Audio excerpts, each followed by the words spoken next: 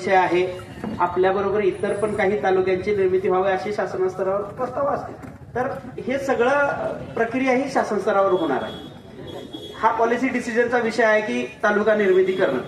त्यामुळे आपल्याकडे जी तुमची मागणी आहे ही कळवायचं काम आम्ही नक्की करू. आपली ज्या ज्या काही तुमच्या मागण्या असतील, आजपर्यंत तुम्ही आम्हाला उपोषण सुरू करतानाही दिल्या, आजही नव्यानं काही तुमच्या मागण्या असतील त्याच्याबद्दलच्या त्या आम्ही शासन स्तरावर नक्की कळवू.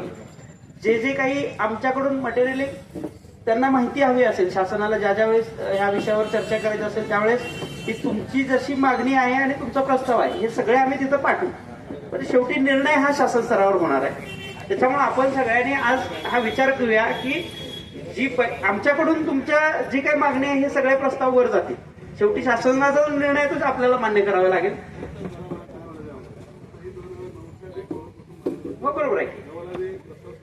गेलाय तालुका निर्मिती झाली नाही, परंतु 2018ला आपल्याकडे संखचं अप्पर तहसील निर्माण झालं त्याच्यामध्ये. हा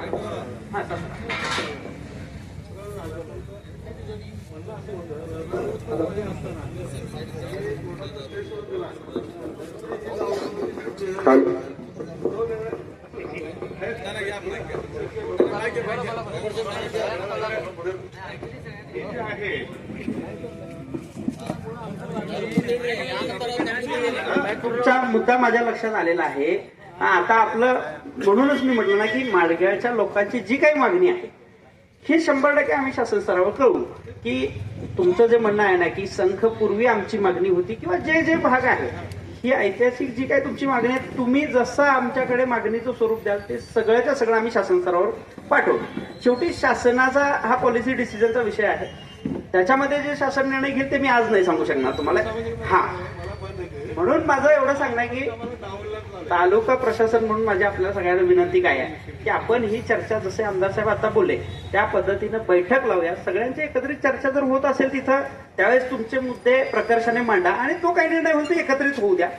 आज रोजी फक्त आमच्या प्रशासनामार्फत विनंती अशी आहे की तुमचा या नोटवर आपण आंदोलन स्थगित करावं की तुमची सगळी जी मागणी आहे ते 100% मी तुमच्या बरोबर पोहोचवायची शासनापर्यंत पोहोचवायची व्यवस्था करू.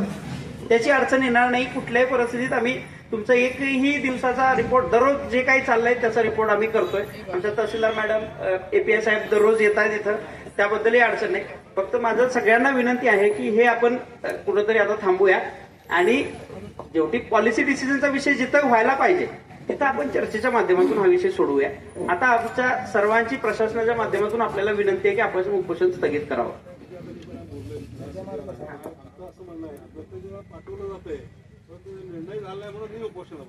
निर्णय होईपर्यंत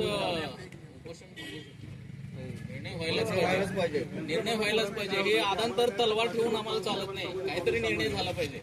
टांगती तलवार ठेवायला लागेल प्रत्येक वेळेला. मला शेवटी अधिकार जे आहे त्यापेक्षा जास्त मी जर बोललो हा हे माझ्या मर्यादा समजून घ्या. मला पॉलिसी डिसिजन घेता येणार नाहीत. जे बाब माझ्या अखत्यारीत आहे ती मी सांगू शकतो. ती बाब माझ्या अखत्यारीत नाही ती मी बाब सांगतो. शेवटी मला विचारणारे माझे वरिष्ठ आहेत ना, मी कसं काय आश्वासन माझं आश्वासन एवढंच असू शकतं की तुमची मागण्या मी शासनाला कळवू शकतो. एवढंच आहे. आम्ही आजही लेखी आपल्याला तसं पत्र द्यायला तयार असेल चर्चा करा.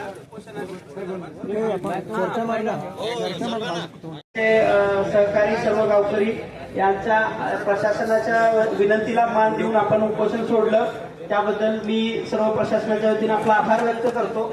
आणि आपल्या सर्व मागण्यांचा पाठपुरावा करण्यासाठी आमच्याकडून जे लागेल ते सहकार्य आम्ही तुम्हाला देण्याची आम्ही तजवीज करू. इथून पुढे आमच्या काही अडचणी तुमच्या जरी काही अडचणी असतील तर आम्ही प्रशासकीय बाब म्हणून आम्ही तुम्हाला सगळे सहकार्य करू. धन्यवाद. Press the bell icon on the YouTube and never miss another update.